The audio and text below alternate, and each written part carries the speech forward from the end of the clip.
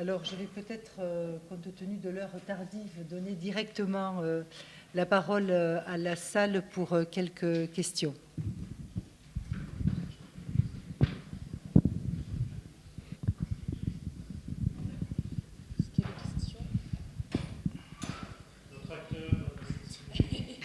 Bon, j'ai pas de questions, donc je vous préviens d'avance. Mais si vous pouvez me le permettre, moi, tout ça, les enjeux liés à la langue française, aux différentes étapes de la formation de l'individu, ça m'interpelle et ça me fait penser à un cas particulier chez nous. Bon, en Acadie, oui. Donc, c'est pas le Québec, hein, je distingue tout de suite. Donc, on est dans les provinces maritimes à l'est du Canada, et donc, en tout cas. Et donc, on a des phénomènes, bien sûr, de hiérarchisation entre les langues, de rapports comme ça hiérarchiques, en raison de rapports diglossiques, de marché linguistique. Et chez nous, bien sûr, il y a des rapports avec la langue anglaise, comme ça, hiérarchiques, mais il y a même des rapports hiérarchiques à travers notre propre langue maternelle française. Et donc, et même entre les variétés du français acadien, etc.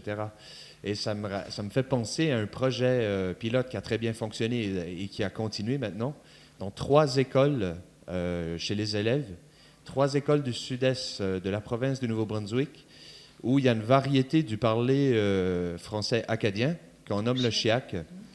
Donc, et le chiac, qui est en raison, grosso modo, c'est bien sûr le vieux français du XVIIe siècle, mais qui est situé carrément sur une frontière linguistique avec l'anglais, ce qui va donner des phrases comme la semaine passée, on a plugué l'Internet chez nous avec mes roommates, but là, je ne guette pas ce qui va on, but ma wireless key ne work plus. So anyways, bien sûr, M. Garot a tout compris ça parce qu'il parle chiac, il ne vous le dira pas. Mais, et donc, du coup, par rapport à tous les enjeux identitaires et voilà, ces étapes de la formation de l'individu, afin de contrer le phénomène de l'insécurité linguistique chez ces jeunes qui développaient en fait un complexe, qui finissait par dire, bien sûr, dans les cours d'école, en classe, on va copier le professeur, on va parler bien, mais dans les cours d'école, on parlait chiac. Et en raison de toute l'histoire que pendant des décennies, on leur a dit « ne parlez pas comme ça, c'est parler mal », etc. C'est très, très marqué quand même comme commentaire. Et bien du coup, on a dû intégrer un cours comme ça pour leur expliquer et démystifier les choses, pour leur expliquer qu'en fait, c'est une question de registre de langue. Et donc du coup, le chiac, avec leur famille, bien sûr, et avec leurs amis, ça va de soi, et c'est leur langue à eux. Et donc du coup, on a dû leur expliquer d'où ça venait le chiac et pourquoi c'était construit comme ça, et leur expliquer, leur faire prendre conscience du contexte. Donc, que parfois, un registre de langue, le contexte interpelle un certain registre de langue en fonction du contexte, et voilà, à qui on parle, où on est. Et ça démystifiait beaucoup de choses, et depuis ce temps-là, alors là, je peux vous dire que les élèves sont bien décomplexés maintenant, en tout cas beaucoup plus qu'auparavant. Et donc, c'est lié à ces fameuses étapes de formation de l'individu. Donc, ça rejoint un peu tout ce que vous disiez, mais donc on voit des phénomènes entre les langues, mais là c'est carrément dans la même langue, c'est assez paradoxal. Voilà. Il me semble que, par rapport au chiac, justement, des ouvrages littéraires comme ceux de France Daigle, qui au fur et à mesure de sa production littéraire, introduit de plus en plus de chiac dans ses romans, contribuent malgré tout à donner une forme de légitimité. Absolument. À ce que certains linguistes comme Marie-Ève Perrault appellent un parler en voie d'autonomisation. Voilà. Et ça repose la question effectivement de l'investissement identitaire que certains acadiens peuvent avoir du chiac. Et toute l'importance des œuvres culturelles, artistiques, littéraires. Bon, on a une littérature relativement très jeune. Donc la première poésie a été écrite en chiac, date des années 70. Donc tout ça est très très jeune. Alors on est vraiment à l'émergence de tout ça, de l'émergence en fait d'un phénomène où on cherche à se décomplexer de parler. Voilà. Mais on est au tout début. Alors ça renvoie à la légitimation, n'est-ce pas, des variétés du français? Absolument.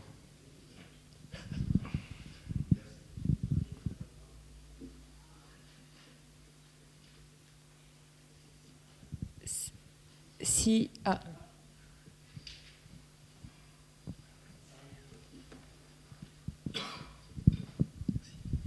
Je voudrais surtout m'adresser à Madame Catherine, parce que tout à l'heure vous avez parlé des difficultés auxquelles les étudiants étrangers, surtout des étudiants chinois, ont été confrontés. Voilà. Vous avez dit que nous avons beaucoup de difficultés, tout d'abord avec la langue, parce que c'est une langue totalement différente par rapport à notre langue maternelle. Et ensuite, à part la langue, nous avons aussi des difficultés sur la compréhension, sur l'expression en langue française de ce qu'on a appris à l'école, à l'université. Donc, j'aimerais savoir si cela signifie que vous, en tant que professeur, vous allez placer les étudiants étrangers et les étudiants français sous différents critères d'évaluation. Voilà, c'est une question. Merci. Ah oui, est-ce que celui-ci ne marche pas ? Alors, je vais d'abord vous dire pourquoi je parle en particulier des étudiants chinois. Ça ne veut pas du tout dire qu'ils ont plus de difficultés que les autres, c'est uniquement une question numérique. Il y a énormément d'étudiants chinois dans nos filières, donc c'est pour ça qu'on est beaucoup confrontés à des étudiants chinois, mais ça ne veut absolument pas dire qu'ils ont plus de difficultés que les autres, pas du tout. Hein. Donc voilà, première précision. Et non, je ne pense pas qu'il faille... Enfin, c'est difficile à dire. En tant qu'enseignant de langue, on essaye de prendre en compte la diversité des étudiants. Je ne pense pas qu'il faille forcément adapter les critères d'évaluation. Pas forcément, enfin, je pense que ça, on peut en discuter.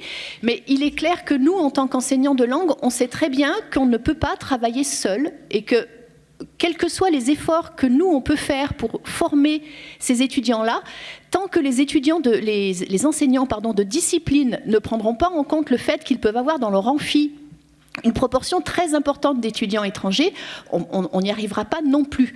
Alors je ne sais pas quelle forme peut prendre l'adaptation. Hein. Ça peut être quelque chose de très simple. Au lieu de donner le PowerPoint après le cours, le donner avant. Ce qui permet aux étudiants, au lieu d'essayer de déchiffrer le PowerPoint, de prendre des notes sur... Enfin, c'est quelque chose de très simple. Hein. Mais il est vrai que ça passe pas forcément par une adaptation de l'évaluation, mais je pense qu'il y a une nécessaire prise en compte de la présence de ces étudiants dans les filières, qui dans certaines filières est une présence vraiment massive, et qu'on ne peut pas continuer à enseigner de la même façon sans faire comme si ces étudiants n'étaient pas là avec leurs éventuelles difficultés. Voilà. Mais je ne sais pas si ça peut passer par des critères différents, ça je pense qu'on peut en discuter, ça dépend des filières, ça dépend des objectifs du cours, hein, mais oui, ça dépend des disciplines, ça dépend de beaucoup de choses. Mais en tout cas, prise en compte de la présence de ces étudiants, je pense oui. Nous en tant qu'enseignants de langue, on ne peut pas tout faire. Si les enseignants de discipline ne font pas leur part, on ne fait que la moitié du chemin.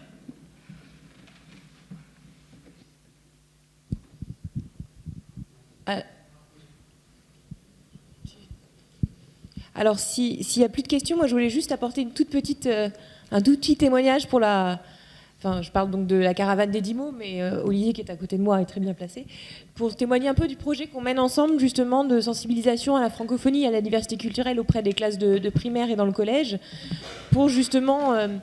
qui sont des petites interventions de 1h30 à 2h30 pour en fait, en tant qu'intervenant extérieur, venir parler aux enfants avec des outils participatifs pour qu'eux s'expriment sur leur diversité culturelle et qu'ils se rendent compte que dans la classe, il y a des enfants qui parlent plusieurs langues, qu'ils ont tous des connaissances diverses.